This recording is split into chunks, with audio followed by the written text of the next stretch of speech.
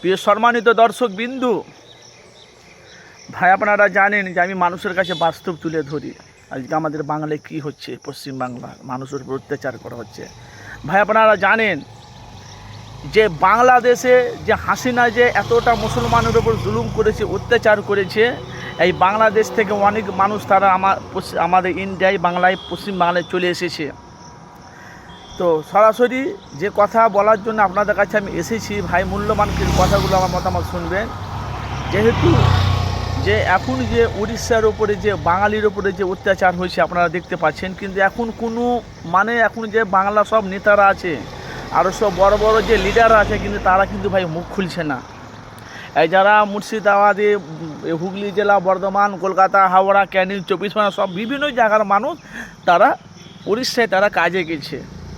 কেউ হকারি করে, কারোর দোকান আছে, কেউ ফেরিওয়ালা, কে কাপড়ওয়ালা, যে যেটা পারে সে সেটা ব্যবসা করছে। ভালো করে বুঝবেন ভাইজান। তো এখন মুসলমানের ওপরে যারা, ওরা বলছে আধার কার্ড দেখাও,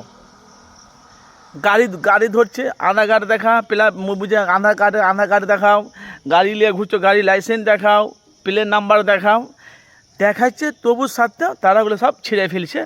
এত মারছে, এত অত্যাচার করছে, ভাই আপনাদের কী করবো, মানে কী বলবো, চোখের পানি বেরিয়ে যাচ্ছে। ভাই আপনারা বলেন, এই যে আমাদের আজকে আমাদের যে পশ্চিমবাংলা যে আমাদের মাননীয় মুখ্যমন্ত্রী মমতা বন্দ্যোপাধ্যায়, এখন অবধি 2 দিন হলো, কিন্তু এখন অবধি কোনো আমরা ফুটেজ পাইনি। যারা ওখানে কাজ করে তারা রাত 12টা, 1টা, 1:30, 2টোর সময় তারা পালিয়ে আসতে তারা বাধ্য হয়েছে। কেন?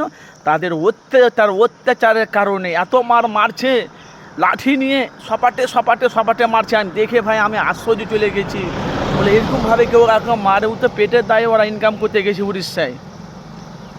ভাই আপনারা বলেন। আর আমি বলতে চাইছি, উড়িষ্যার মানুষ আমাদের কলকাতায় কেউ চাকরি করে না, কেউ কাজ করে না, ফেরিওয়ালা, প্ল্যাটফর্মে, আমাদের স্টেশনে, এ সময় বড় বড় যে স্টেশনগুলো আছে, তোমার বড় বড় টাউনে, এরা সব যাওয়া আসা করে না, গাড়ি নিয়ে যাওয়া আসা করে। তাহলে ওদের অবস্থাটা তাহলে কী হবে? ওরা যদি আমাদের উপরে যদি অত্যাচার করে, তাহলে আমরা ওদের উপর অত্যাচার করবো। কিন্তু আমাদের বাংলার মানুষ, আমরা পশ্চিম বাংলার মানুষ এতটা আমরা শান্ত ভাই, আমরা কিন্তু কারোর উপর অত্যাচার করি না। এই ভাই দেখেন, এখনও অবধি কেউ ফুটেজ পায়নি, মুখ খুলেছে একজনে মুখ খুলেছে, সেটা হলো পীরজাদা নওশাদ সিদ্দিকী ভাইজান। গতকালকে আমি দেখলাম, তারপর সে নওশাদ সিদ্দিকী ভাই যে বলছে এই মারামারিটা যদি না বন্ধ করে, তা অবশ্যই আমাকে আইনত ব্যবস্থা নিয়ে আমাকে ওখানে ধর্নায় বসতে হবে, যেহেতু আমাদের বাংলার মানুষের উপর অত্যাচার করছে বেছে। ভাই ভিডিওটি পারলে একটু শেয়ার করে দেবেন প্লিজ। এই ভিডিওটা যেন প্রত্যেকটা মানুষের কাছে যেন পৌঁছায়, এটা আপনাদের কাছে ভাই অনুরোধ রইল আমার। প্রত্যেকটা মানুষের কাছে যেন ভিডিওটি পৌঁছায়। নওশাদ সিদ্দিকী যেটা